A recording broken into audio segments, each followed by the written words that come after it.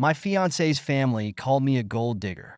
I called off the wedding and revealed my secret wealth. Now he's begging, but it's over. I'm 29, and until a week ago, I thought I was marrying the love of my life. We'd been together for 3 years, and I thought we were solid. He wasn't perfect, but who is? He was funny, charming, and we seemed to have a good thing going.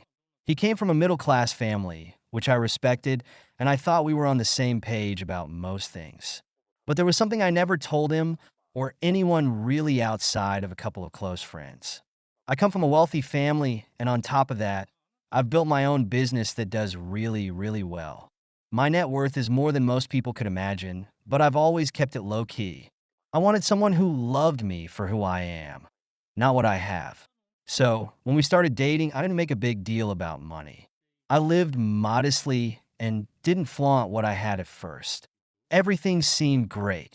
He didn't ask too many questions about finances, and I figured he respected my independence. But as time went on, his family started to get comfortable with me in ways that didn't sit right. The first time I noticed something odd was when his parents invited me to dinner. We went to a pretty expensive steakhouse, which was fine. I'm not stingy, and I was happy to go. But when the bill came, suddenly everyone had some excuse. His mom was feeling sick and needed to step outside. His dad forgot his wallet. His sister was suddenly glued to her phone, conveniently not making eye contact, so I paid. I thought, okay, maybe this was just a one-time thing. It wasn't. A few months later, the same thing happened. This time, it was his sister's birthday dinner. We went to another fancy place, and when the check came, it was déjà vu. No wallets, no offers to split. I paid again. When I brought it up to my fiancé later, he laughed it off and said, "They probably just assumed you didn't mind. You're generous like that." Generous, right? Then there was the house situation. I bought my house before I even met him. It's not a mansion, but it's nice and it's mine. After we moved in together, his mom and younger sister started showing up unannounced with paint swatches and furniture catalogs. They were talking about turning my office into a nursery for future grandkids and replacing my living room set with something more family-friendly. I told them politely but firmly that I liked my house the way it was. His mom got this weird look and said, "Well, you don't have to keep reminding us it's your house." I let it go, but it stayed with me. The biggest pre-wedding red flag came from his dad. After hearing about my business, he started giving me advice I didn't ask for.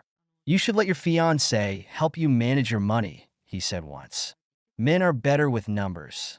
You'd feel less stressed if you handed it off." Then he offered to have one of his friends, some accountant, take a look at my books. I told him no, that I already had a team handling everything. He just smirked and said, "Well, you'll see. Marriage is about trust." Looking back, I don't know how I let all of this slide. I think I just wanted it to work. I loved him, and I wanted to believe that things would settle down once we were married. I didn't realize how wrong I was until the wedding day. It started off fine. The ceremony was beautiful, and everything seemed perfect. But then came the reception. During the speeches, his dad stood up to say a few words. At first, it was your typical father of the groom stuff. Then out of nowhere, he said, "We're so glad fiancé found someone to settle down with, even if she's a bit of a gold digger." The room got so quiet, you could hear a pin drop. Then his younger sister piped up, "Well, at least now we know why she's so generous. Welcome to the gravy train." I looked at my fiancé, expecting him to step in and say, to something, anything to shut this down. He just laughed along with them like it was all some big joke. I excused myself and went outside. My maid of honor followed me, asking if I was okay. I told her I just needed a minute to think. When I went back inside, I pulled my fiancé aside and said, "What the hell was that? Do they really think I'm only with you for money?" He shrugged and said, "Babe, it's just a joke. Don't take it so seriously." A joke, right? Something inside me just flipped. I couldn't do it anymore. I couldn't marry someone who thought this was okay, who didn't respect me enough to defend me in front of his family. I walked back into the reception, grabbed the microphone from the DJ, and said, "Can I have everyone's attention for a moment?" The room went dead silent. His family looked nervous, and for good reason. I just want to clear something up, I said. I'm not a gold digger. In fact, I've been very careful not to let money define our relationship, but since it seems to be such a hot topic, let me set the record straight. I own my own business. It's worth over $15 million. The house we live in, I bought it. The vacations, my treat, and this wedding, every single penny came out of my pocket. The looks on their faces were priceless. His mom looked like she was about to faint. His dad was staring at the floor. His sisters were whispering to each other, probably trying to figure out how to spin this. I turned to my fiance and said, "You and your family have made it very clear what you think of me. And now I'm making it clear that this wedding is over." I handed him the mic, walked out, and didn't look back. After I left the reception, I went straight to my maid of honor's car, and we drove off. My phone was blowing up with calls and messages, mostly from his family, but also from some of the guests who wanted to know what happened. I ignored them all. That night, I stayed at my best friend's house, and we just talked. She told me she'd always felt something was off about him and his family, but didn't want to overstep. I knew they were pushy, she said, but I didn't realize they were this bad. The next morning, I finally started going through my messages.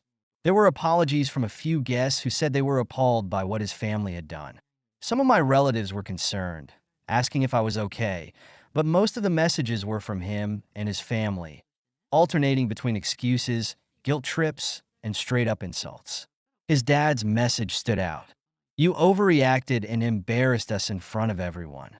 We were joking. You can't even take a joke. Maybe this was for the best."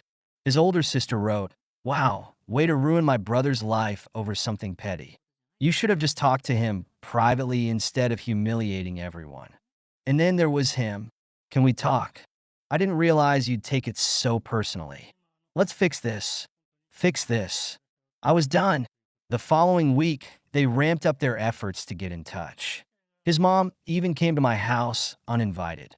She knocked on the door for a solid 10 minutes before leaving a handwritten note in my mailbox. It said, "Dear me, I'm sorry if you felt offended by what was said at the wedding, but you have to understand that our family jokes like that. We never meant to hurt you. Please reconsider your decision. Fiance loves you, and we're willing to work on our differences. Family is about compromise after all." Compromise, right? They wanted me to compromise my self-respect for their benefit. The next week, I got a call from his dad. I didn't want to answer, but curiosity got the better of me. As soon as I picked up, he launched into what sounded like a prepared speech. "Look," he said, "this has all gotten out of hand. I don't think anyone expected you to react the way you did. I understand you're upset, but you have to think about the big picture here. Marriage isn't about keeping score. It's about building a life together. And sometimes that means letting go of grudges. You don't want to throw away a good man over a misunderstanding." I stayed quiet for a second, then asked, "Is this your idea of an apology?" There was a pause, and then he said, "I'm just saying you both need to be reasonable. And while we're on the topic, I think we should discuss the house. If you're serious about this marriage, you'll need to start thinking of it as a shared asset. Maybe we can look into putting fiance's name on the deed." I hung up. That was the last straw for me. They weren't sorry for what they said or how they treated me. They were sorry I didn't go along with it. A few days later, my ex showed up at my house. I almost didn't let him in, but I wanted to hear what he had to say. He looked miserable, which, to be honest, gave me a little satisfaction. "Why are you here?" I asked. "I just want to talk," he said. "Can I come in?" I let him in, but stayed standing, arms crossed. He started apologizing, saying he didn't realize how hurtful his family had been and that he should have defended me. "I was caught off guard," he said. "I didn't know how to react, but I love you and I want to make this work." I asked him how he planned to make it work. "Your family clearly doesn't respect me. They see me as some kind of ATM. And you? You laughed along with them." He started stumbling over his words. "I wasn't laughing at you. I just didn't know what to do. They didn't mean it. They're just old-fashioned." Old-fashioned. I repeated. "That's your excuse? They hated me in front of everyone we know, and you didn't say a damn thing. If that's your idea of love, I don't want it." He started to get defensive. "So that's it. You're just going to throw everything away. We've been together for 3 years. I shook my head. You and your family threw it away the moment you decided it was okay to treat me like that. I deserve better. He left after that, but not before throwing one last jab. Good luck finding someone who'll put up with you. That was a week ago, and I've blocked him and his entire family on everything. Some mutual friends have reached out, saying I was brave for standing up for myself. Others think I overreacted and should have handled it privately. But honestly, I don't regret a thing. This wasn't just about the wedding. It was about years of disrespect and entitlement, and I finally hit my limit. I don't care if they think I'm a gold digger or a villain. I know my worth, and I'm not settling for anything less than someone who respects me. They can beg, they can guilt trip, they can spin whatever story they want. I'm done. Thank you so much for listening to my story. If you have any thoughts, I'd love to hear them. So please leave a comment. Don't forget to like and subscribe if you want more stories like this one. My fiancée chose her rich ex over me. Now that he cheated, she wants me back, but I've moved on. I'm 28 male, and I thought I had my life on track, at least in the relationship department. I was engaged to Kay, the girl I thought was the one. She wasn't just good looking, she had this vibe that made me feel like the luckiest guy. We'd been together 4 years, and I was convinced this was it. But of course, life doesn't really give a crap about your plans, does it? Now Kay had an ex before me, Em. You know the type. Loaded family, flashy lifestyle, the kind of guy who walks into a room and owns it. She told me it was over with him, that they had ended on good terms, but had moved on. Still, it always bugged me how his name popped up every once in a while like this lingering ghost. I let it slide though. I trusted her, or at least I wanted to. Fast forward to last summer, and that's when things started getting weird. Kay told me M had reached out to her, said he wanted to catch up since he was back in town after living abroad for a few years. Red flags went up in my head, but she brushed it off like it was no big deal. She said they were just old friends and nothing more. I didn't like it, but I wasn't about to be the insecure, jealous guy. So I told myself I was just overthinking it. But deep down, I knew something was off. Then she started running into him more often. First, it was at the gym, then a coffee here and there. Next thing I knew, she was going to his parties and telling me it was just friends hanging out. At this point, I could feel something was wrong. I'm not an idiot, but every time I tried to bring it up, she'd tell me I was overreacting, that I had nothing to worry about. I wanted to believe her, so I did, until I couldn't anymore. One night, she sat me down. She looked nervous, like she was about to drop a bombshell. And man, did she ever. I need to talk to you about something, she said, not even making eye contact.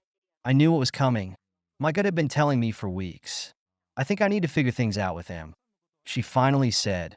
I stared at her, not really believing what I was hearing. What do you mean figure things out? I asked, my voice coming out sharper than I intended. I, I still have feelings for him. Unresolved feelings.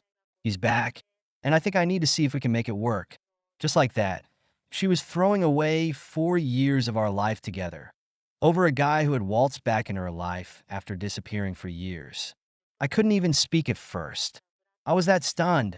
I finally managed to ask, so you're leaving me for him? I just need time to explore things with him. She said like it was the most logical thing in the world. Maybe after that we can see where things go. With us. The audacity of it. She was basically telling me, hey, I'm going to try things out with this rich douchebag, but if it doesn't work out, keep yourself available, okay? I just stood up and walked out. There was no way I was sticking around for that kind of bullshit. I didn't need time to think. I wasn't going to be anyone's plan B. The next few weeks sucked. There's no other way to put it. It was like a punch in the gut every time I thought about how she tossed me aside the second someone shinier came along. But after a while, something shifted in me. I started realizing that if she could do that, she wasn't the person I thought she was. I focused on myself, worked out more, spent more time with friends, threw myself into my job. Eventually, I met someone new. Let's call her Elle. She was different, kind, supportive, and genuinely interested in me, not in some fantasy about what I could be. Things with Elle were easy. I didn't feel like I was competing with anyone or anything. For the first time in a long time, I felt stable. That's when Kay decided to pop back into my life. I was chilling one night when my phone buzzed. It was a text from Kay. I made a mistake. Can we talk? I nearly laughed out loud. A mistake? That's what she was calling it? But part of me was curious, so I agreed to meet her. Not because I was thinking about getting back together, but because I wanted to hear her out. Maybe it was the closure I needed. We met at a cafe, and she looked rough, pale, tired, almost like she hadn't slept in days. The second she saw me, she launched into this whole sob story about how she'd been wrong, how him wasn't who she thought he was, and how he'd cheated on her with some random chick. I never should have left you, she cried, tears already streaming down her face. I thought him was what I wanted, but he's not you. He doesn't care about me the way you did. I sat there, watching her, feeling nothing, just cold. And that's when it hit me. She didn't miss me. She missed the security. She missed having someone who would put up with her shit. She was back because Emmett screwed her over, and she didn't want to be alone. Not because she had some grand realization that I was the love of her life. She was just lonely. You can't be serious, I finally said, barely able to contain the sarcasm. You thought you could walk back into my life because your rich ex-boyfriend cheated on you? She blinked, like she hadn't expected me to be this blunt. I made a mistake, she said again, her voice shaky. No, I snapped. You made a choice. You chose him over me. You don't get to waltz back into my life just because things didn't go the way you planned. She started crying harder, reaching across the table for my hand. I pulled away. Please, just give me one more chance, she begged, her voice breaking. I shook my head. I've moved on, Kay. I'm with someone else now, like someone who actually respects me. Her face went white. You're with someone else? She asked, as if the idea that I could move on without her was impossible. Yeah, I said. And even if I wasn't whatever this is between us, it's dead. You can't just undo what you did. You left, and that's on you. She sat there in stunned silence, probably realizing for the first time that I wasn't going to take her back. She had gambled everything, and she had lost. Tough luck. I thought that was the end of it, but of course it wasn't. Kay didn't take no for an answer. She started showing up at my place, unannounced, texting me at all hours of the night, saying she was depressed and couldn't live without me. It was straight up emotional manipulation. One night, she actually waited outside my building for hours, texting me nonstop until I finally came out to tell her to leave. She threw a full-on tantrum in the middle of the street, yelling at me that I was abandoning her, that I didn't care about her anymore. You're heartless, she screamed. After everything we had, you're just gonna let me suffer? I stood there, pissed off but calm. Kay, you made your choice, I said, keeping my voice steady. This isn't love. This is you trying to manipulate me, and I'm not playing your game. You need to leave me alone. I thought that would be enough. It wasn't. A few days later, she showed up at my workplace, playing the victim card in front of my coworkers, acting like I was the bad guy. I was beyond done at that point. That was the last straw. So I did what I had to do. I filed a restraining order. I told her straight up that if she didn't back off, there would be serious consequences. That was the only way to get her to stop. I hated having to go that far, but she left me no choice. She wasn't going to respect my boundaries unless I forced her to. After that, she finally stopped. I haven't heard from her since. Good riddance. Looking back, I don't feel sorry for her at all. She thought she could trade me in for her rich ex, and that I'd just be sitting around, waiting for her to come back. She was wrong.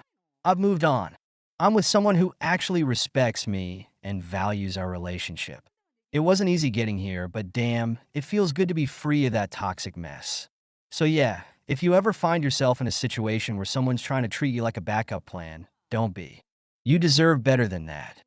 Thank you so much for listening to my story. If you have any thoughts, I'd love to hear them. So please leave a comment. Don't forget to like and subscribe if you want more stories like this one. My fiance invited my estranged family to our wedding behind my back. So I ended things. I'm 30. I had bad childhood memories. The day my father died, I lost more than just a parent. I lost my protector, my champion, and ultimately, my place in my own family. I was only 10 when it happened, but I still remember how his warm smile could light up any room. He wasn't perfect. No one is, but he loved me unconditionally. That's something I wouldn't experience again for a very long time. Dad left us well provided for. The inheritance wasn't enough to make us wealthy, but it ensured my mom and I would never struggle. Looking back now, I wonder if that money was both a blessing and a curse. It kept us comfortable, but it also made me a target in my own home. 2 years after Dad passed, Mom married Jack. He was her coworker, a man with a daughter named Jill, who was about my age. I tried to be optimistic at first. Maybe I'd get a sister. Maybe we'd become a happy blended family, like the ones I saw on TV. But Jack shattered those dreams pretty quickly. From day one, Jack made it clear that I was unwanted baggage in his new life. He didn't even try to hide his contempt. "You should send the boy to boarding school," he'd tell my mom when he thought I couldn't hear. If it weren't for his father's money, he wouldn't even be in this house. The worst part wasn't his words. It was how my mom would just stand there, silent, letting his poison seep into our home. Jill became the princess of the castle while I became its servant. I did all the housework, dishes, laundry, cleaning, while Jill spent her weekends at the mall with Mom's credit card. Every time I complained about the unfairness, Jack would fabricate some new accusation about me. "I saw Harry trying to hurt Jill again," he'd say, his face a mask of false concern. "He's dangerous. We need to protect her." And my mom, the woman who once kissed my scraped knees and chased away monsters under my bed, would believe him every single time. "If you ever hurt Jill," she'd threaten, "you'll be out on the street. This house doesn't tolerate abuse." The irony of her words was lost on her. She couldn't see the emotional abuse happening right under her nose. Thank God for Aunt Sarah, my dad's sister. She was my lifeline during those dark years. Her home became my sanctuary, the only place where I could truly be myself. She and Uncle Tom never forgot my birthday, always made sure I had presents at Christmas, celebrated my achievements no matter how small. Mom would make excuses not to show up to these celebrations, but I learned to stop expecting her presence in my life. The breaking point came on Christmas Day, 15 years ago. I was decorating the tree with Jill, one of the few activities we were forced to do together, when suddenly, she let out a blood-curdling scream. "Please don't hit me," she cried out. "I'll give you my presents." Before I could even process what was happening, Jack and my mom burst into the room. Jack didn't hesitate. His hand connected with my face so hard, I saw stars. As I staggered backward, my mom's words cut deeper than any physical blow could. "Get out," she screamed. "Get out of my house." Through my tears, I caught sight of Jill's triumphant smirk. Later, she texted me, "Best Christmas present ever, watching you get kicked out." I called Aunt Sarah, sobbing, and she came to get me immediately. That was the last time I set foot in that house. Life with Aunt Sarah and Uncle Tom was different. They became the parents I needed, and their love helped heal some of the wounds my mom and Jack had inflicted. I worked hard in school, got into Yale, and started building a life for myself. That's where I met Millie. She seemed perfect at first. Kind, sweet, understanding. When I told her about my past, she held me and promised she'd never hurt me like that. I thought I'd finally found someone who could help heal my abandoned childhood. I was wrong. As we planned our wedding, Millie started pushing me to invite my family. "This is the perfect time to mend those relationships," she'd say. "It's embarrassing to only have your aunt and uncle on your side." I tried to explain why that was impossible, but she wouldn't listen. When I finally gave in and called my mom, her response was predictable. She'd only come if I invited Jack and Jill, and only after I apologized to them for my behavior in the past. The conversation ended with me realizing nothing had changed. They were still the same toxic people who'd thrown me out on Christmas Day. The fight with Millie that followed should have been my wake-up call. She called me ungrateful, said I was being dramatic. But it wasn't until I saw her having coffee with my mom that everything fell into place. They'd been meeting behind my back for months. My mom had been feeding Millie her version of events, painting Jack as a loving father figure, me as an ungrateful child who played the victim, and my aunt as a manipulative woman who'd stolen me from my real family. And Millie, the woman I thought I could trust with my heart, believed every word. I confronted her that night. "Ask her why I never had a birthday party growing up," I said, my voice shaking with anger. "Ask her why there were never any presents under the tree for me. Ask Jack if he even knows when my birthday is, since he was such a loving father. Ask her why my aunt had to pick me up every Christmas Eve." Millie's response told me everything I needed to know about our relationship. "You always push everyone away," she said through tears. "You make yourself the victim. You just love to make a big deal out of everything." I ended our engagement that night, packed my bags and went to my aunt's house, just like I had all those years ago. Millie followed me there, still trying to convince me I was wrong. "You just proved your mom's point," she spat. "Go run to your aunt, let that old witch run your life." Those words were the final nail in the coffin of our relationship. I blocked her on everything, cut all contact. When I posted about my childhood experiences on social media, people were sympathetic, but they couldn't truly understand. How could they? Unless you've experienced that kind of betrayal from the people who should love you most, it's impossible to comprehend. Now I live in peace with my aunt in another state, far from my mom's influence. Looking back, I've learned that sometimes you have to trust your instincts. When people show you who they are, believe them the first time. Trust isn't just important in relationships, it's the foundation they're built on. Sometimes I wonder what would have happened if Millie had chosen to believe me, if she'd stood by my side instead of betraying my trust. We might have had our dream wedding, might have built a life together. But then I remember that true love doesn't require you to prove your trauma is real.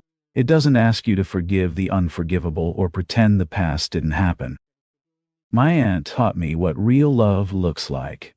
It's consistent, unconditional, and most importantly, it believes you. It doesn't gaslight you or make excuses for abuse.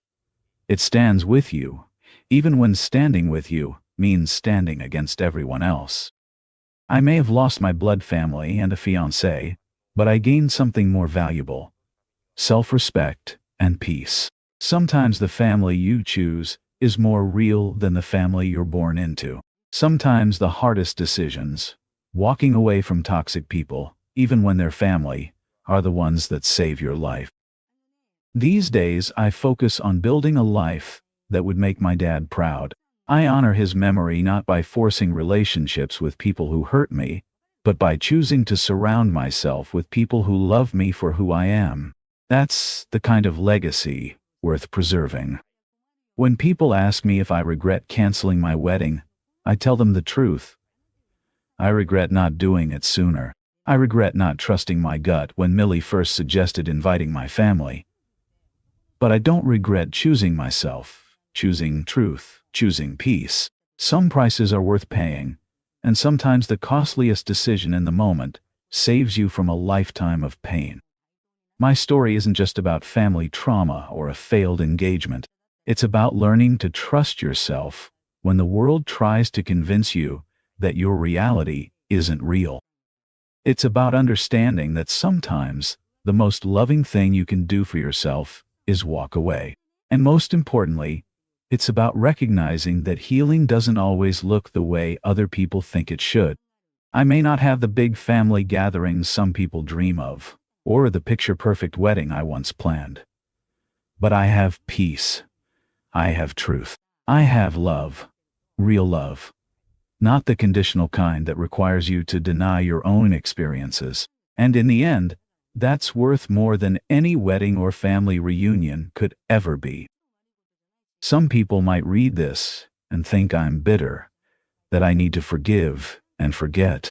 But I've learned that forgiveness doesn't require reconciliation, and healing doesn't require pretending the past didn't happen. Sometimes the bravest thing you can do is acknowledge your truth and live it, even when others try to convince you it isn't real. My aunt always tells me that the truth has a way of setting you free, even when it hurts at first. She's right. Every day I wake up grateful for the family I chose, for the peace I've found, and for the strength I discovered in myself. That's a kind of freedom no amount of family pretense could ever provide. My fiance secretly planned to take half my assets. I overheard and exposed her plan.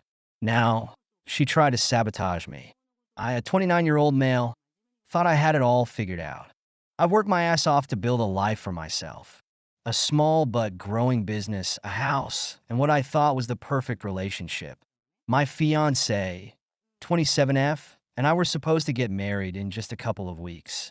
She'd been by my side for years, and I really believed she had my back. She didn't come from much, which made me think she understood the grind and appreciated what we had. She always talked about how proud she was of me, how she admired my drive. It was easy to believe her. I mean, why wouldn't I? Relationships are built on trust, right? But man, looking back now, I can see all the little things I brushed off as nothing. Turns out they were giant red flags, but I was too blind to see them. She'd constantly talk about her ex. Let's call him a rich guy. Not like she missed him, but more like she wanted me to know what I was being measured against. He was loaded, she'd say, and used to take her on these crazy trips, shower her with gifts, blah blah. She'd always follow it up with, but I left him because he wasn't real like you. I'd just nod along, thinking I'd won the lottery with her. What an idiot. The entitlement started showing up in small ways. She once told me to fire one of my employees, someone who'd been with me since I started the business. The woman was in her 50s and had been nothing but loyal, but my fiance thought she didn't fit the image of the company. Her exact words were, "Don't you want your team to look young and modern? She's holding you back." I shut that down real quick, but it turned into this huge argument. Another time, she hosted a girls' night at some fancy place and charged the bill to my business card. When I found out, she said, "It's a networking expense. You should be thanking me." I was furious and canceled the card she had access to, but I still let her talk her way out of it. She even had a problem with my hobbies. I like hiking and woodworking, nothing crazy, just stuff I enjoy to unwind. But she'd always make fun of it. "Who has time for that when we could be doing something productive?" she'd say. She'd push me to go to fancy events or dinners with her instead, like that was more important. At the time, I thought all of this was just normal relationship stuff. People clash, right? You compromise, move on. But none of it felt like compromise now that I know what she was really thinking. 3 weeks before the wedding, I got home early from a meeting. I wasn't trying to sneak around or anything, but as I walked in, I heard her on the phone. She was in the bedroom, talking loud enough that I could hear her from the hall. I was about to call out when something stopped me. Her tone was weird, like she was laughing and bragging about something. Then I heard her say, "It's all falling into place. Once the wedding's done and we combine finances, I'll file for divorce. He won't know what hit him. And don't worry, babe, I'll be back with you soon." I froze. I couldn't believe what I was hearing. She was laughing, saying how clueless I was and how she'd get half of everything. She even called me boring and said I was just a stepping stone. I stood there for what felt like forever, listening to her talk about her big plans with her ex. Then she hung up and I just left. I didn't even bother going inside. That night, I stayed at a buddy's place. I didn't tell him what was going on yet, because I needed to figure it out myself first. By the next morning, I had a plan. The first thing I did was call my lawyer.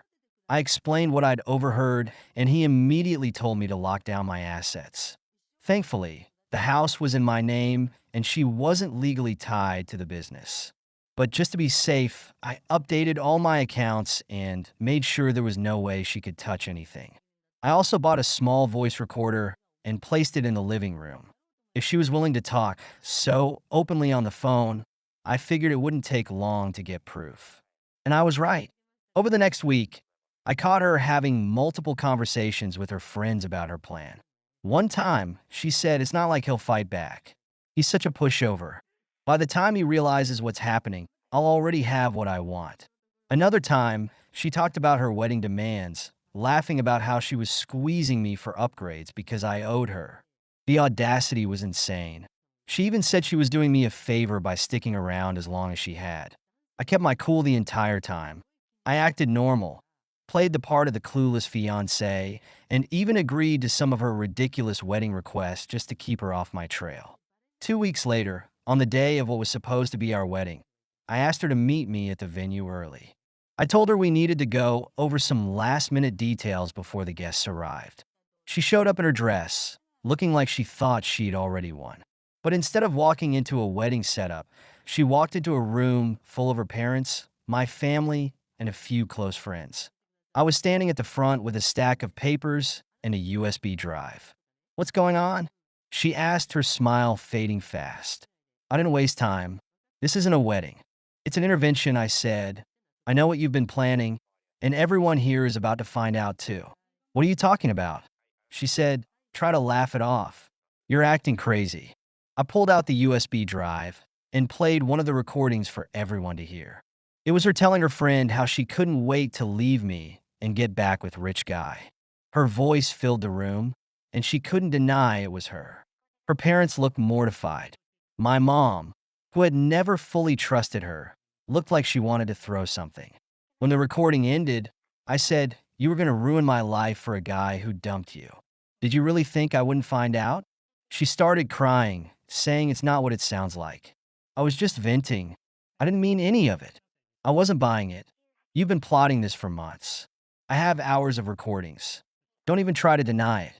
She switched tactics, turning on the waterworks and saying I was humiliating her in front of everyone. Then she had the nerve to say, "After everything I've done for you, you owe me an explanation for this." I laughed because what else could I do at that point? "What I owe you is nothing. You're lucky I didn't call the cops for trying to scam me." She started yelling, saying I was ruining her life. She even tried to get her parents to defend her, but they were too embarrassed to say a word. Eventually, the venue staff escorted her out. After she was escorted out, the room was dead silent. Everyone just stood there, unsure of what to say or do. My mom finally walked over and hugged me. "I had a feeling about her," she said quietly. Her support meant a lot in that moment, even though I was still trying to process everything that had just gone down. Her parents approached me, looking completely ashamed. Her dad mumbled something about how they didn't raise her to be like this, and her mom said they were sorry for what I'd gone through. I wasn't interested in hearing their apologies, though. I just wanted them to take her and leave. After everyone cleared out, I stayed at the venue for a while to wrap my head around things. I just dodged a massive bullet, but the fallout wasn't over yet. In the days that followed, my ex-fiancée showed just how entitled and shameless she really was. First, she tried to convince me to pay for the wedding expenses. "You called it off, so it's on you to cover the costs," she argued, as if I was supposed to reward her for plotting against me. I didn't even respond to that one. I just blocked her number. Then she started telling mutual friends that I'd overreacted and that she'd only been joking about the divorce plan. According to her, I was paranoid and insecure, and she had done nothing wrong. Luckily, I'd already shared the recordings with my closest friends, so her attempts to turn people against me didn't work. Most of them cut her off completely once they heard the truth. But she didn't stop there. One day, she showed up at my house, claiming she wanted to talk things through. I refused to let her in, but she stood on the porch yelling about how I owed her the house because she'd helped make it a home. I reminded her that the house was in my name, that she hadn't contributed a dime, and that she had no legal claim to anything. She eventually left, but not before screaming that I was selfish and heartless. The most absurd stunt she pulled was trying to take my dog. She'd never shown much interest in him before, but now she suddenly claimed they had a special bond and that it would be cruel to separate them. She even tried to guilt trip me, saying, "Don't you want him to be with someone who loves him just as much as you do?" I shut that down immediately by showing her the adoption papers, which were in my name. I told her if she ever came near my property again, I'd call the police. That was the last time she tried anything in person. For a while, she kept up the drama on social media. She posted vague, attention-seeking messages like, "When people show you who they really are, believe them. And some people just can't handle a strong woman." I ignored it all. People who knew me knew the truth. and I wasn't about to waste my energy defending myself online. Eventually, she disappeared from my life completely. Her parents reached out once to apologize again and let me know she'd moved back in with them. They seemed genuinely mortified by her behavior, but I wasn't interested in staying in touch. Now, a few months later, I'm in a much better place. The business is doing great, and I've started focusing on the things that actually make me happy. I've gone on a few solo hiking trips, finished some woodworking projects, and even adopted a second dog to keep my first one company. Looking back, I can't believe how blind I was to all the signs. The way she talked about her ex, the entitled demands, the little digs at my hobbies. It all adds up now. I ignored it because I didn't want to believe she was capable of something like this. But she was, and she probably always had been. If there's one thing I've learned from all of this, it's to trust my gut and protect myself. I've set boundaries now that I'll never let anyone cross again. And as much as this whole thing sucked, I'm grateful I found out the truth before it was too late. She thought she was playing me, but in the end, she played herself. I've moved on, and she's stuck with nothing but the mess she created. Thank you so much for listening to my story. If you have any thoughts, I'd love to hear them. So please leave a comment. Don't forget to like and subscribe if you want more stories like this one. My fiancé demanded I buy her dream house in her name only. So I ended the engagement immediately. I'm a 34 male. About a year ago, I proposed to my fiancée, Jane. After a steady 2-year relationship, she worked in marketing, was outgoing and charming, and I honestly thought we meshed well. We talked about marriage, kids, a home in a good neighborhood, typical life plans. Then we got serious about browsing real estate listings, searching for that perfect house to start our life in. At first, it was exciting. We'd compare features, debate whether a big backyard mattered more than a modern kitchen, and dream about hosting friends. But about a month into our home search, something started to feel off. She'd point out pricey properties well beyond our original budget. When I gently remind her we had limits, she'd shrug and say, "We'll manage. Isn't that what savings are for?" She began focusing on houses that boasted lavish amenities, like a pool, an outdoor bar, and sprawling square footage. The mortgages on those places would have been staggering, but she brushed off my concerns. One afternoon, we found a house that, at first glance, ticked all the boxes. It was in a gated community, had an oversized living room, and a yard that overlooked a small lake. The listing price was astronomical, far beyond what I was comfortable with.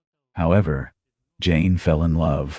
Her enthusiasm was so intense, I momentarily ignored my apprehension. "Let's just see it," she insisted. "You'll be amazed." We booked a viewing. The place was undeniably gorgeous, with polished floors, high ceilings, and a manicured lawn. I saw a dollar sign swirling in my head, but she practically skipped from room to room, daydreaming aloud about how our life would look within those walls. At the end of the tour, though, I needed to ground us in reality. I whispered this might be too big a jump, the monthly payments alone. She dismissed my caution, saying, "We can figure it out. You've got plenty saved up. It's our dream home." The real estate agent, sensing a sale, started rattling off financing options. I felt my anxiety rising. That night, over dinner, we had our first heated argument about finances. She insisted we needed a statement property, something that showcased success. I argued that we could still be happy in a home that didn't cripple us financially. A few days later, the conversation escalated to a surprising new level. Jane dropped a startling demand. If we were going to buy this dream house, she wanted the deeds solely under her name. I stared at her, half convinced I'd misheard. "Why?" I asked. She explained, with a perfectly straight face, that, as the future lady of the house, her name should be the only one on the title. When I pointed out how bizarre that sounded, especially since I'd be paying the majority of the down payment, she got defensive, calling it a symbolic gesture of trust. Suddenly, the idea of house shopping with her wasn't romantic or exciting. It felt like a trap. Over the next week, tension thickened between us. Jane repeated variations of her demand, always circling back to the same logic. I want it in my name. End of story. Each time, I pressed for a rational explanation. Did she fear something about our upcoming marriage? Was this about property laws? Did she want a prenuptial arrangement? But she dodged direct answers, offering vague references to feeling secure or knowing it's truly hers. Meanwhile, her sense of entitlement came into sharper focus. One evening, Jane mentioned that her mother had always taught her, if a man truly loves you, he'll ensure you're provided for no matter what. She twisted that into, you should buy me the house as a testament of love. Confused, I pointed out that we'd be living there together as a married couple. Why would only her name appear on the deed if we were both paying the mortgage? Not to mention I'd cover most of the down payment? She brushed it off, snapping, you need to stop acting so stingy. Her attitude bled into other aspects of our engagement. She'd get upset if I hesitated to fund her large, unnecessary, wedding decor preferences. She'd roll her eyes if I suggested a cheaper caterer. Jane started making side comments about how some friends had generous fiancés who spoiled them with everything they wanted. The subtext was clear. She believed I should spend until it hurt, or else I wasn't worthy. It all came to a head when we sat down one Friday night to finalize wedding details. Out of the blue, she demanded we revisit the house conversation. I spoke with a lawyer, she announced. He said if you really love me, you'd be okay with signing the entire house over to me. We could do a mortgage in your name, but the title under mine. My jaw tightened. And what if we divorce? I asked pointedly, not wanting to be negative, but realistically acknowledging the risk. She shrugged. That won't happen. But if it did, obviously I'd keep the house. That was the moment I realized she had everything planned for her benefit. It wasn't about a dream home we'd share. It was about her owning a large, expensive property that I paid for. Alarm bells rang in my head. I asked her, are you serious? You wanted to take on all the debt, pay for everything, but have zero ownership. Her face twisted in frustration. Why are you complicating this? I'm your future wife. You should want to protect me, no matter what. She then dropped a veiled insult. I guess you're not the provider I hoped you'd be. Something inside me snapped. I'd always prided myself on being fair, supportive, and open, but her words were a slap, implying I was less of a man if I didn't fork over my entire life savings for her personal security. We ended up shouting at each other. She stormed out of my apartment, slamming the door. I stood there, heart pounding, replaying the fight in my mind. I knew we were in crisis territory. It felt like the woman I was engaged to had shapeshifted into a stranger, fixated on money. I told myself I'd try one last time to reason with her, but a small voice in my head whispered that this was a sign, perhaps the biggest red flag I'd ever encountered. We didn't speak for 2 days after that explosive argument. On the third day she called me, her tone oddly sweet. She suggested we meet at a local cafe to chat things through. I arrived with cautious optimism. Maybe she'd reflected on her stance and realized how unfair her demand was. But the moment I saw her resolute expression, I knew no real change of heart had occurred. She placed a folder on the table, explaining it was a proposed agreement drafted by her lawyer. My stomach knotted. Out of curiosity, I skimmed through it. The gist was horrifying. I would be the primary mortgage holder and responsible for payments, but the house title would be under her name alone. If, for any reason, we parted ways, I'd have zero claim to the property. Worse, it included a clause stating that any improvements or renovations I funded would be considered gifts to her. In effect, it was a legally binding path to me signing away my finances and future equity in a home I'd pay for.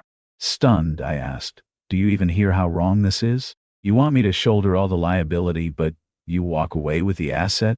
She sipped her coffee calmly and said, every relationship has some compromise. You get me as your wife, and I get the security of knowing the house is mine. It's a fair trade. Her entitlement radiated. I couldn't believe she was so brazen.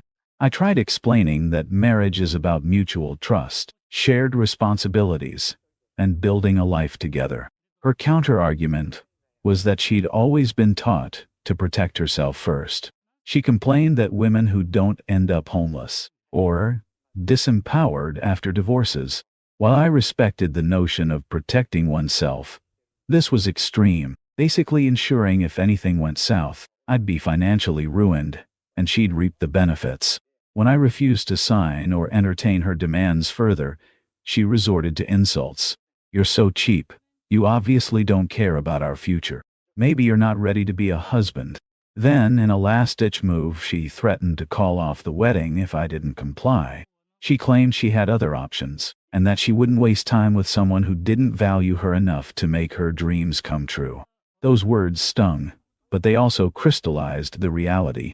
She was more concerned about owning a fancy house than nurturing a loving partnership. Her so-called love was conditional, based on my willingness to sacrifice everything financially. At that moment, an intense wave of clarity washed over me. This was no mere spat. This was a revelation of character. I quietly slid the folder back to her. "No," I said, "I won't sign. And if that means you're calling off the wedding, then let's be clear. I'm walking away first."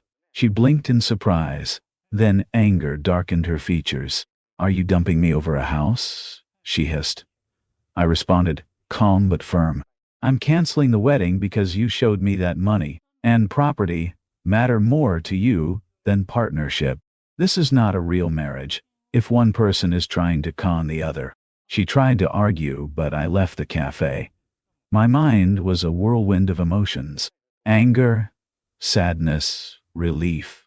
We'd invested months in wedding planning, but I knew continuing down this road spelled doom. I realized I'd much rather swallow any embarrassment from a canceled wedding than lock myself into a lifetime of imbalance and manipulation. Word spread fast among our families and friends that the wedding was off. People were shocked, having seen us as a compatible couple. Some relatives called, pleading with me to reconcile, saying I might be acting rashly. But once I explained the situation privately, Jane's one-sided house scheme, and her readiness to sabotage my finances, most understood. A few still thought I should compromise, but I politely told them this was non-negotiable. In the aftermath, Jane embarked on a campaign to paint me as a cheapskate who refused to provide a home. She told mutual acquaintances that I was controlling with money, and that I didn't believe in letting her share ownership. The irony left me almost speechless. She turned the narrative upside down, claiming I was the problem because I wouldn't put the house in her name exclusively. I did my best to stay above the fray. I had receipts, literal text messages, and that bizarre contract she tried to push proving her intentions. If anyone doubted my version, I'd quietly show them the evidence. Over time, as more people saw the contract or heard the real story, her accusations rang hollow. She found herself losing sympathy among mutual friends. Some even confronted her about her outrageous demands. She lashed out, calling them traitors and me a liar. That only further isolated her. Meanwhile, I moved forward with a sense of relief. Yes, I'd lost the relationship I once believed was headed for a loving marriage, but I'd dodged a bullet that could have tied me to a lifetime of financial manipulation. In a small twist of fate, I discovered that the dream house she insisted upon went back on the market when she failed to purchase it alone. Her finances weren't as strong as she'd bragged, and ironically, without my involvement, she couldn't afford it. She must have realized too late that her overreaching cost her not just the wedding, but also that property she was so fixated on. Reflecting on it, I see how small hints of entitlement had popped up early. Expensive gifts she expected for birthdays, complaining if I ever set spending limits on vacations. I'd ignored them, chalking it up to differences in money outlook. But her final demand was the ultimate reveal of her mentality. She wasn't seeking a life partner. She was seeking a provider to grant her a sense of power and ownership. A few weeks after the dust settled, I took my father out for a casual dinner to thank him for teaching me to handle finances responsibly. He'd always said, money can reveal people's true faces. In my case, that adage proved painfully accurate. We shared a relieved laugh that I'd avoided an even bigger disaster if I'd married her without seeing those true colors. Now, I'm focusing on my own goals. Maybe one day I'll still buy a place, but it'll be on my terms. The wedding plans are canceled, deposits lost, some embarrassment endured. But I have my freedom and financial security intact. I'm certain. My fiance forced me to sell my dream car for her lavish wedding. So I dumped her and canceled the wedding.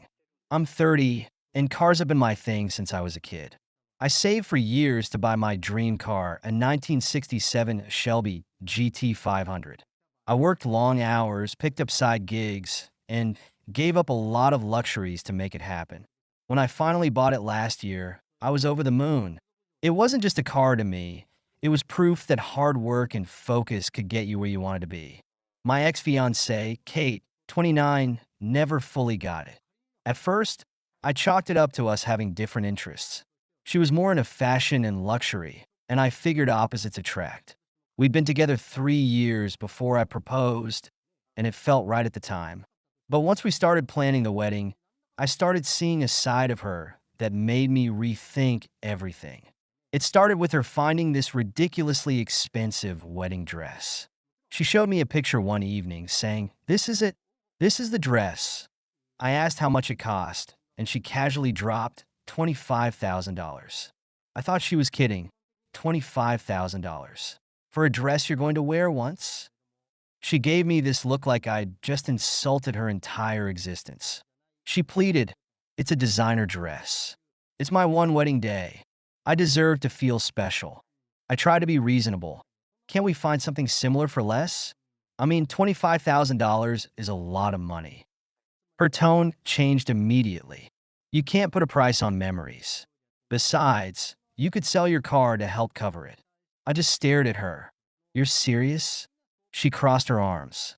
"You don't need that car. You can get another one later." I couldn't believe what I was hearing. "Kate, that car is my dream. I worked my ass off for years to get it. I'm not selling it for a dress." She acted like I was the unreasonable one. "If you really loved me, you'd be willing to make sacrifices. It's not just about the dress. It's about showing me that you're committed to our future." I told her I wasn't selling my car, and we dropped the conversation, but it didn't feel resolved.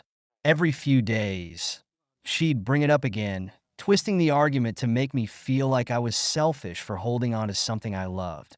While the dress argument was still hanging over us, her brother decided to get involved.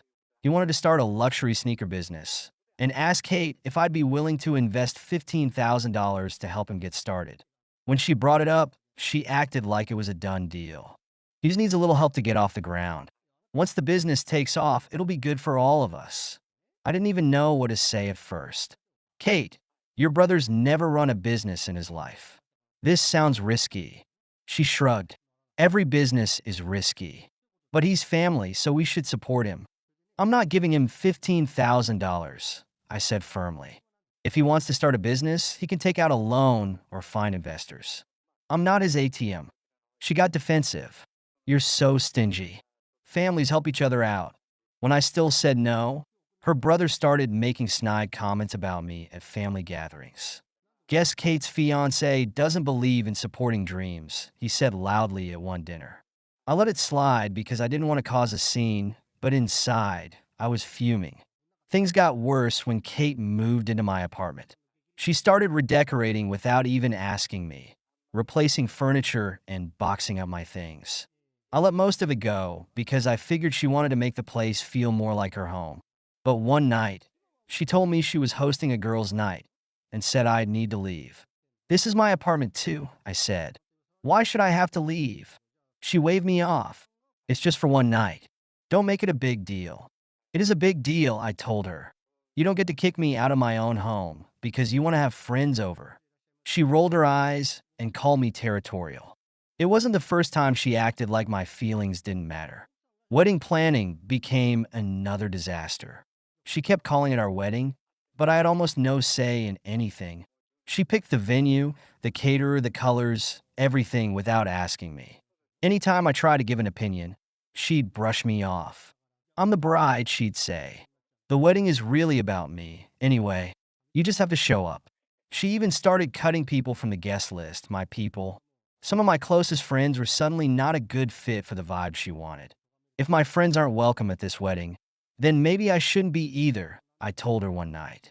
Don't be so dramatic, she said. They're not a good match for the kind of wedding I'm planning. It's nothing personal. It sure felt personal to me. Her attitude toward my family wasn't any better. She refused to go to casual family gatherings, saying they were boring and low class. When my sister, who owns a small baking business, offered to make our wedding cake as a gift, Kate laughed. I don't want a homemade cake at my wedding. We'll hire a professional. I was pissed. My sister's cakes are incredible. She's offering this out of love, and you're treating it like it's beneath you. Well, it is, she said bluntly. Her entitlement wasn't just about the wedding. She hated that I spent so much time working on my car. It's my hobby, my way to unwind after a long day. One Saturday, she stormed into the garage and started ranting. You're always out here wasting time on this stupid car. You could be helping with the wedding or picking up extra shifts to cover the costs. I put down my tools and looked at her. The car isn't stupid. It's something I care about. You don't have to like it, but you need to respect it. She threw her hands in the air. It's always about what you care about. What about me? What about what I want? I yelled back. You mean the $25,000 dress? Or the $15,000 for your brother? Or the way you've ignored everything I've said about the wedding? You're acting like none of my opinions or boundaries matter. She turned it back on me. You're being selfish. Marriage is about sacrifices, but you clearly don't understand that. I couldn't take it anymore. That night, I sat her down and told her we needed to talk. We have a problem, I said. I feel like I'm doing all the compromising, and you're just making demands. She crossed her arms. This is about the dress again, isn't it? It's about everything, I said. The dress, the car, your brother's startup, the wedding planning, the way you treat my family. You're asking me to give up everything that matters to me, and you're giving nothing in return. She looked at me like I was speaking a foreign language.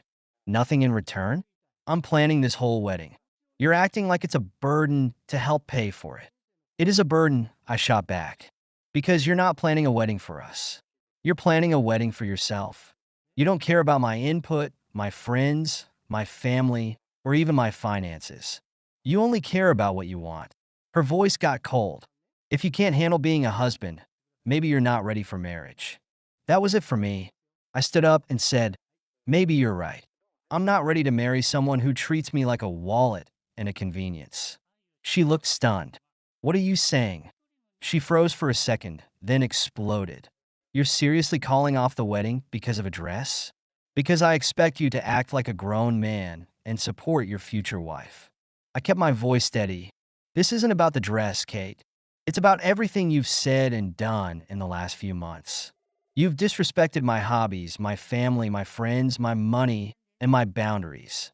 This relationship is supposed to be a partnership, but it feels like I'm just here to serve your needs. She started yelling, tears streaming down her face.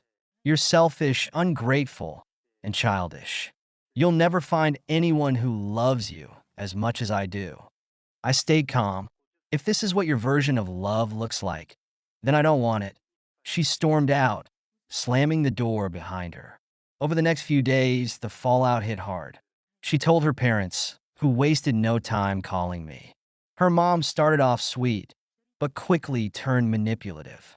Kate's devastated, she said. You're breaking her heart. She's been planning this wedding for months. Don't you think you're overreacting? I'm not overreacting, I replied. I'm standing up for myself. I can't marry someone who doesn't respect me. Her dad was less subtle. He called me a failure. You're supposed to provide for your wife, not make excuses. If you can't handle being a husband, you're not man enough to be with Kate. I didn't engage. Thanks for your input, I said, then hung up. Kate's brother took his shot too. He texted me a long message about how I'd let down the family, calling me cheap and unambitious. He said I wasn't supportive of Kate's dreams or his, as if I owed either of them anything. I didn't bother responding. Kate showed up at my place a week later to talk things out, but it quickly turned into her blaming me again. She said I was ruining her life, embarrassing her in front of her friends and family, and being petty over a few small things. I shut her down. Kate, this isn't fixable. You've shown me who you really are, and I don't want to be with someone like that. I deserve a partner who respects me, not someone who treats me like an accessory to their lifestyle. She called me a monster and left for good. In the weeks that followed, I packed up her stuff and dropped it off at her parents' house. I unfollowed her on social media and asked our mutual friends not to get involved. Most of them supported me, but a few sided with her, calling me heartless for canceling the wedding. I didn't care. For the first time in months, I felt like I could breathe. The car, the one she wanted me to sell, is still in my garage. I've spent the last few weekends working on it, and it feels like I've got a piece of myself back. My family and friends are still in my corner, and they've been a huge support system. Looking back, I'm grateful I saw the red flags before it was too late. If I'd gone through with the wedding, I'd have been miserable, constantly bending to someone else's demands. Walking away was the hardest decision I've ever made, but it was also the best one. Now, every time I get behind the wheel of my dream car, I'm reminded that I made the right choice. No dress, no wedding, no relationship is worth sacrificing your self-respect and happiness. Thank you so much for listening to my story. If you have any thoughts, I'd love to hear them. So please leave a comment. Don't forget to like and subscribe if you want more stories like this one. My fiance secretly invited my abusive twin sister to our wedding. So, I canceled wedding and left her behind. I'm a 28-year-old man, and just a few months ago, I was thrilled to be engaged to my girlfriend Jane of 3 years. She's 26, and before the engagement, I thought I knew her well, a laid-back, kind, and understanding person. But as soon as the engagement ring went on her finger, everything changed. Jane became controlling and dismissive of my opinions, especially when it came to planning the wedding. Initially, I chalked it up to excitement and stress. I let her take the reins, even when she made decisions that frustrated me, like inviting distant acquaintances and old friends I hadn't spoken to in years. I told her it would be awkward, but Jane insisted that everyone who ever knew me should be there. I let it go, hoping this overbearing side of her would fade after the wedding. One issue, however, I couldn't overlook. Jane kept bringing up my twin sister, Belle, despite knowing I hadn't spoken to her in a decade. I went no contact with my twin 10 years ago after an incident that left me physically and emotionally scarred. Jane knew I didn't want my sister at the wedding, and I made it clear that the topic was not up for discussion. Eventually, I had to snap and tell her that if she brought up my sister again, I'd call off the wedding. That seemed to end the argument for a while. To understand my reaction, you need to know about my history with my twin. Growing up, we didn't have the kind of sibling relationship most people imagine. Behind the smiling childhood photos, we harbored a deep-seated rivalry. We didn't just compete, we outright hated each other. Things escalated in high school when I scored higher than her on our SOTS exams. Belle didn't speak to me for days, and I reveled in what I thought was my victory. The real breaking point came during college admissions. Belle's dream was Princeton, while mine was Yale. At first, I didn't even apply to Princeton to avoid being anywhere near her. But after some convincing from friends, I submitted a last-minute application. She didn't know, and I didn't tell her. Why stir the pot? When acceptance letters arrived, I was thrilled to be accepted to both Yale and Princeton. Belle, however, didn't get into Princeton, only Columbia. My parents, trying to celebrate both our achievements, threw a surprise party with our college names on the cakes. The moment she saw Princeton on mine, she exploded, accusing me of stealing her dream. That evening, I tried to make peace. I followed her outside to talk, but instead, Belle ambushed me. She hit me over the head with a shovel and stomped on my wrist.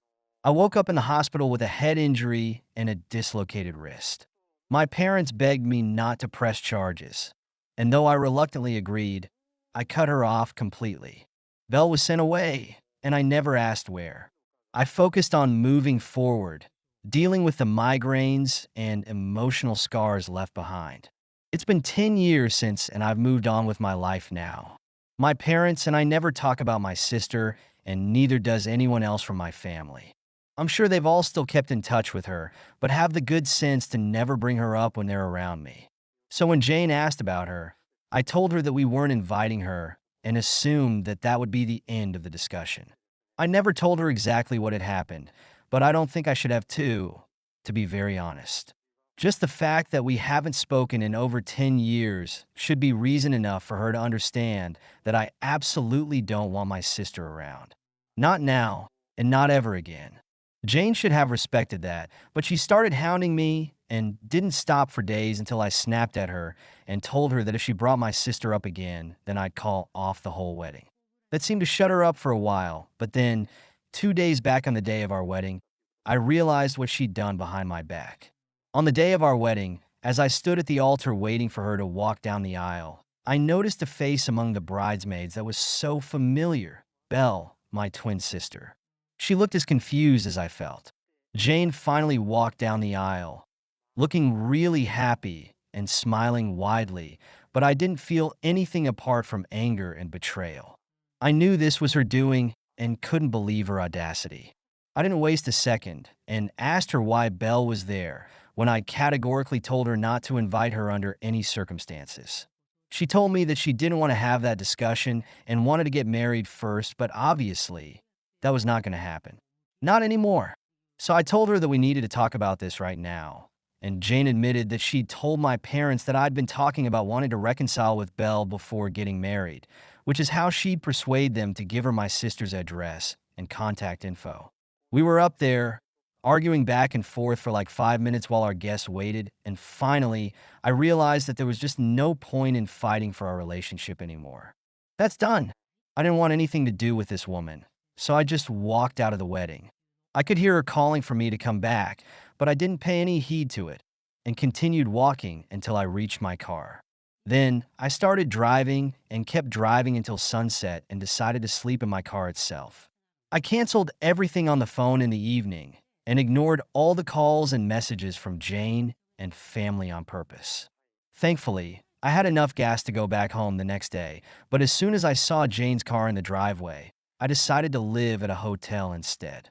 It's been 2 days, and I haven't responded to any of my fiance's calls or texts. My parents have also been trying to get through to me, but I can't bother with them right now, honestly. I can't even believe they were stupid enough to think that I'd suggest reconciling with my sister ever and fell for Jane's lie. The least they could have done was call me up to confirm if this is what I wanted, but they chose to believe that this is the kind of surprise I would have wanted at my wedding. Most of all, I'm beyond pissed off at Jane because of what she did. She had absolutely no right to go behind my back, manipulate my parents, and then bring my sister, whom I didn't want to meet once again in my life, to our wedding. She created a royal mess of things, none of which would have happened if she just respected what I'd said. A few hours ago, Jane sent me a really long text about how she'd only found out what had really happened all those years ago from my parents yesterday after I walked out of the wedding. She apologized for blindsiding me and agreed that she should have listened to me when I said I didn't want my sister at our wedding. She also mentioned that my parents and friends were livid that she'd done something of this sort, and she'd received an earful from all of them. But she also added that she thought that I should have mentioned the specifics of my great fallout with my sister, and should have mentioned the exact reason why I didn't speak to her anymore, so that she wouldn't have invited her. I don't agree with that in the least. Yeah, maybe that would have helped, but I shouldn't have to spell out everything for her.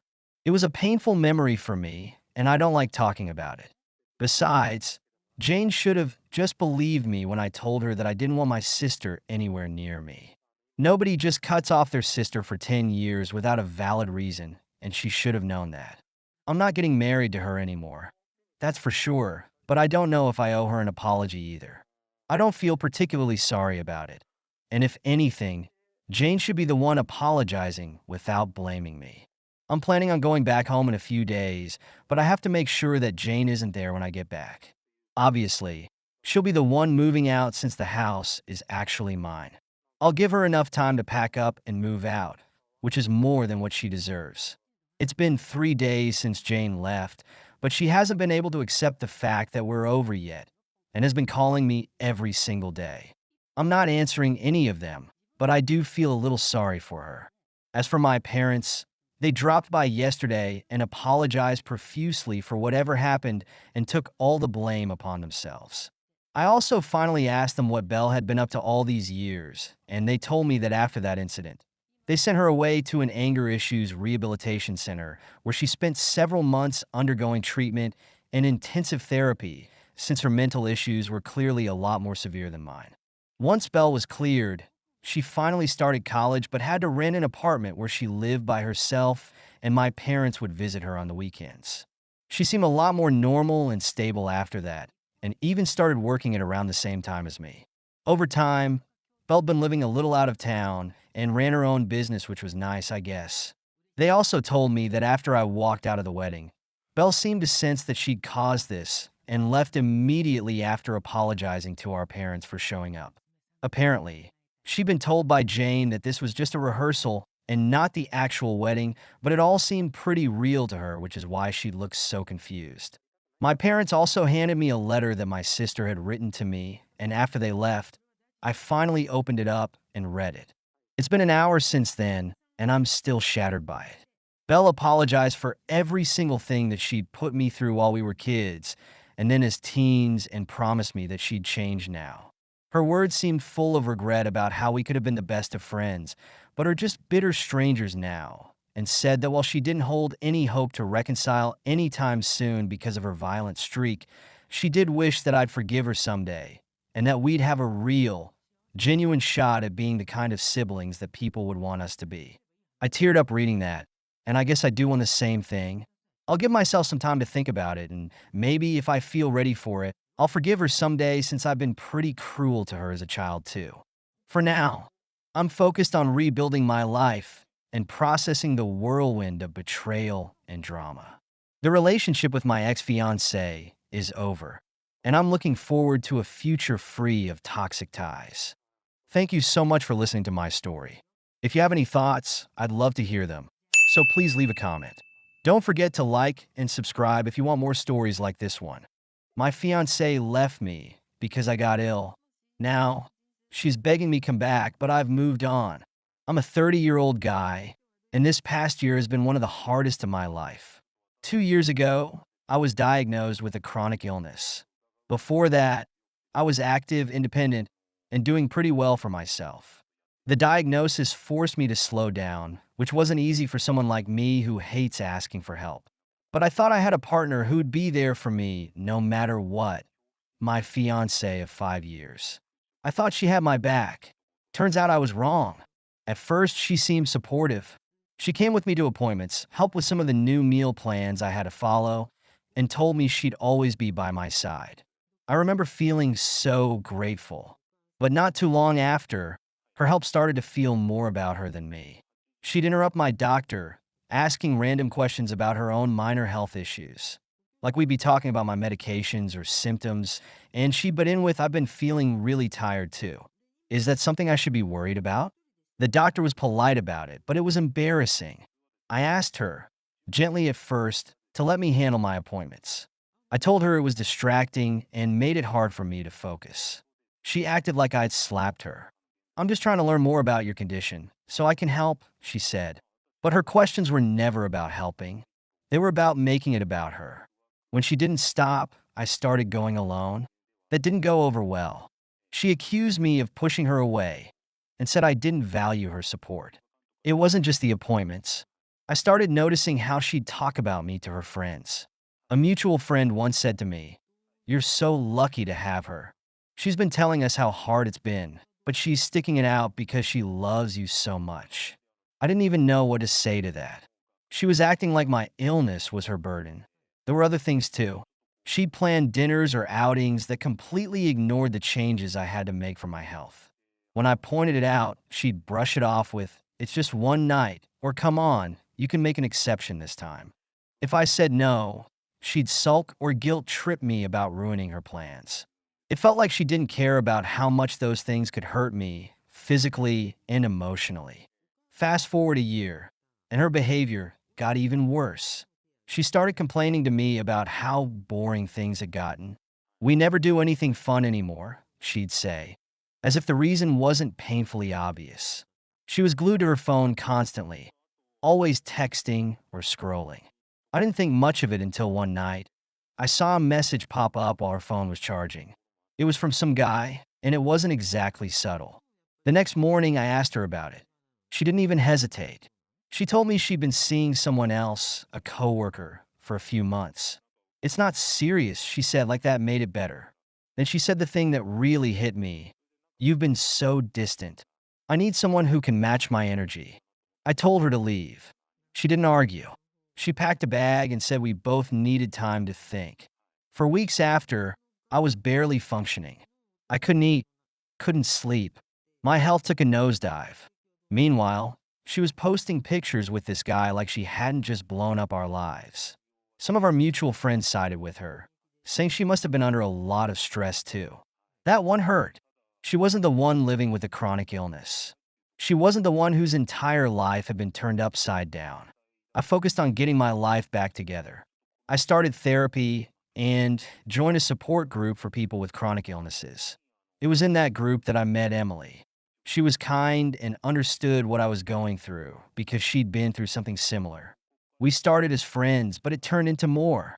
For the first time in a long time, I felt like someone actually cared about me. Not the idea of me or the version of me they wanted me to be. Then my ex showed up at my door. It was out of nowhere, and she looked awful, like she hadn't slept in days.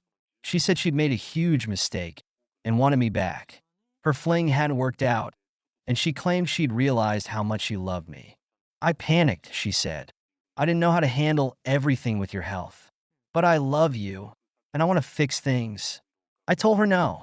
I'd moved on. She started crying and accusing me of giving up on her. She even tried to guilt trip me, saying, "You're not the only one who is hurting." I didn't budge. She didn't get to make me feel bad after everything she'd done. It didn't end there. She started texting me constantly, begging for foreclosure. When I ignored her, she went to our mutual friends, trying to spin the story to make herself the victim. A few of them tried to convince me to talk to her, saying she deserved another chance. She found out about Emily and accused me of moving on too fast. She said I must have been emotionally checked out during our relationship. I told her she had no right to comment on my personal life anymore. The final straw came when she showed up at my work. She was crying, begging me to take her back, and making a scene in the parking lot. I stayed calm and told her she needed to leave. I wasn't going to entertain her anymore. Since then, I've been focused on building a better life for myself. Emily has been amazing, and I finally feel like I'm in a healthy, supportive relationship. My ex's actions taught me a lot about what I deserve and what I'll never tolerate again. Before the whole cheating mess, there were so many red flags I ignored. She always had this weird way of making everything about her, no matter the situation. One time, we went to visit my mom after she had surgery. My mom wasn't in great shape. She was in pain and could barely get out of bed. But within 10 minutes of arriving, my fiance started talking about her own health scare a few years back when she thought she had appendicitis, but it turned out to be gas. She went on and on about how traumatic it was and how no one had taken her pain seriously. I was mortified. My mom didn't say anything at the time, but later she asked me, "Does she always need this much attention?" Then there was the time she threw a fit about my cousin's wedding. I'd been asked to be a groomsman, and she was annoyed because she wasn't invited to the bridal party stuff. She kept making snide comments like, "It's weird that they didn't include me, don't you think?" I explained again and again that it wasn't personal. It's just how they planned the wedding. But she wouldn't let it go. She kept bringing it up, even at the reception, making the whole thing awkward. After she cheated and I refused to take her back, she took the entitlement to a whole new level.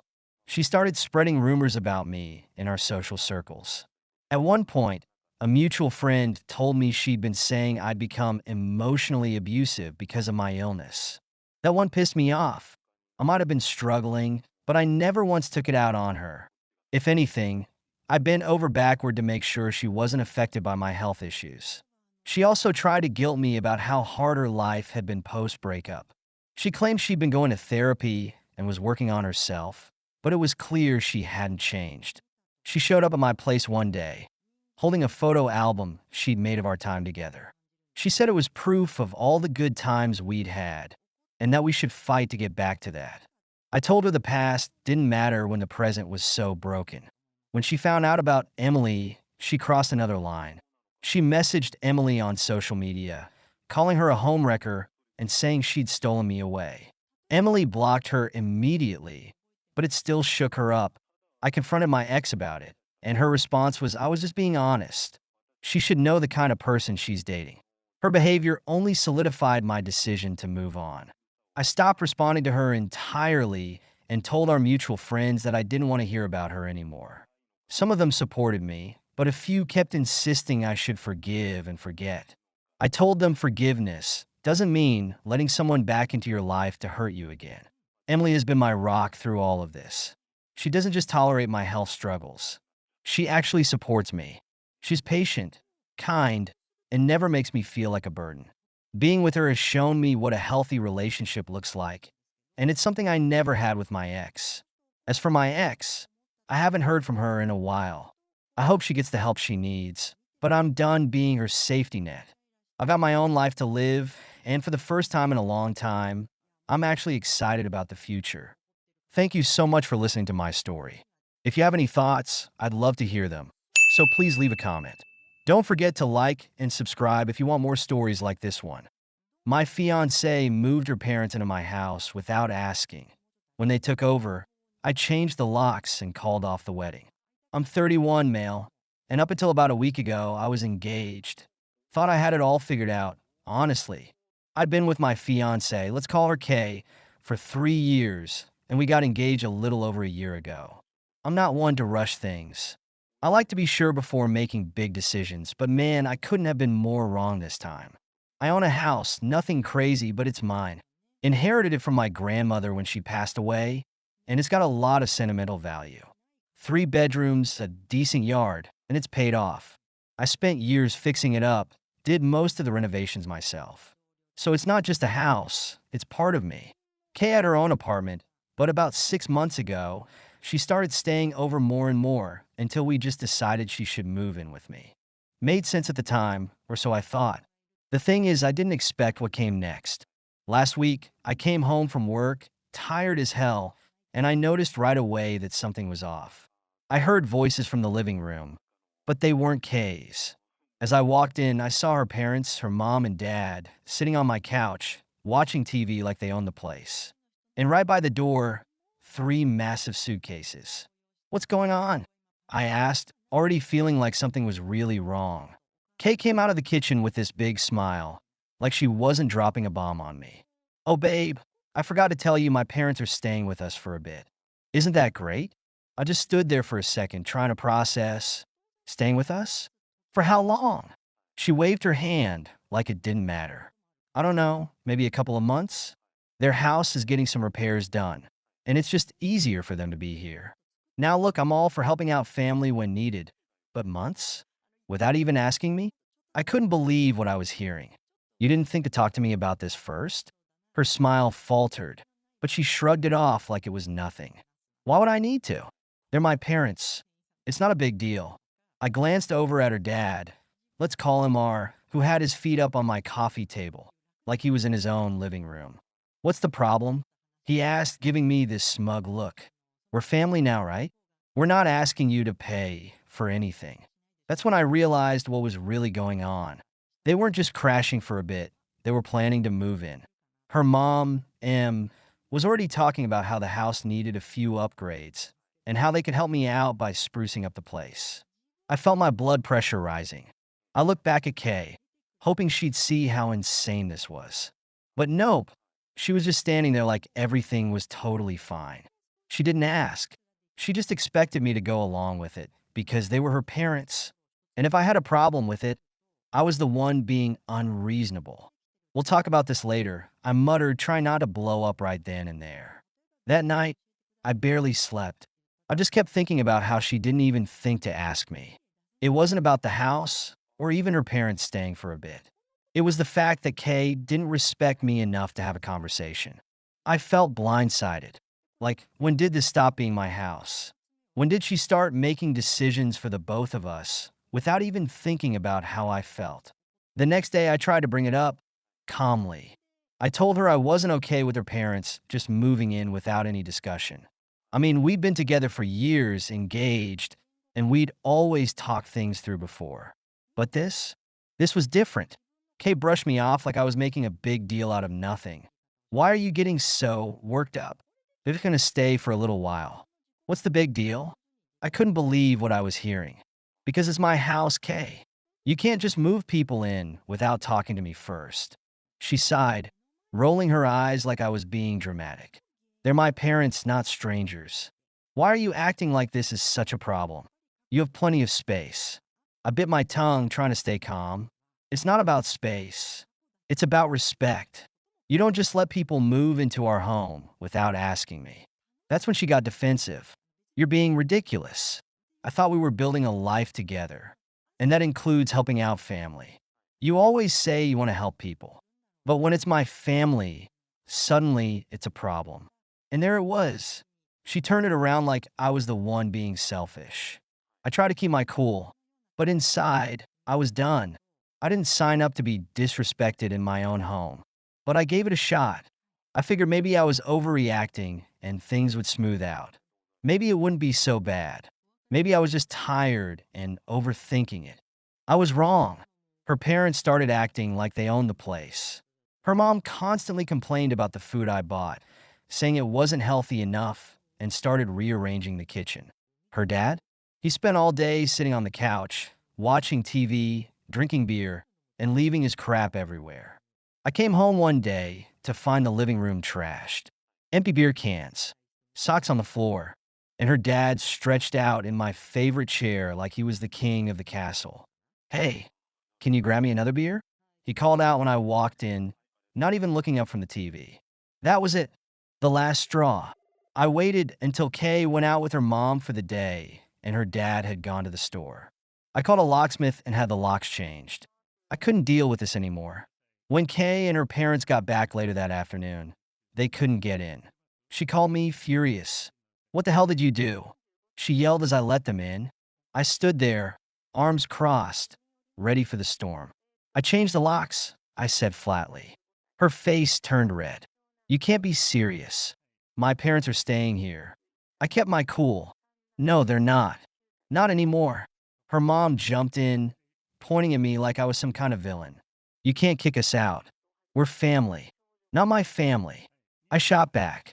And even if you were, this is my house, and you don't get to just move in without asking. None of you do. Kay was losing it at this point. You're overreacting. We can work this out. You don't have to be such an ass about it. I looked her dead in the eye. We could have worked this out, but you didn't even give me the chance. You made decisions without me, disrespected me, and let your parents walk all over me in my own home. I'm done. Her dad, finally spoke up, acting all tough. You're making a big mistake, buddy. You think you're going to find someone better than my daughter? Good luck with that. I laughed. Couldn't help it. I'd rather be alone than deal with this. I told them they had an hour to pack up and get out.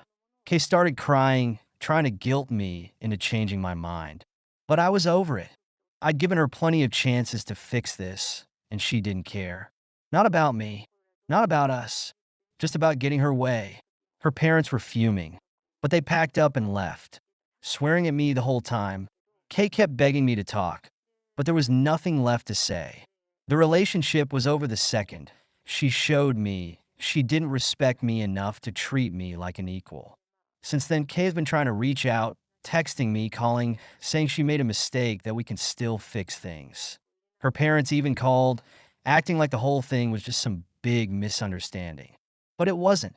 It wasn't about her parents staying for a while. It was about the fact that she didn't respect me enough to include me in the decision. She treated me like I didn't matter.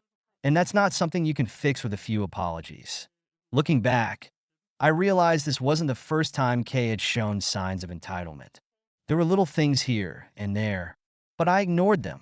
I was in love, and I figured they weren't a big deal. But they were.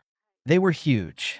And now, I'm just relieved I saw it before I made an even bigger mistake by marrying her. So yeah, I'm single again and I'm at peace with it. Better to be alone than to be with someone who doesn't respect you. Thank you so much for listening to my story. If you have any thoughts, I'd love to hear them. So please leave a comment. Don't forget to like and subscribe if you want more stories like this one.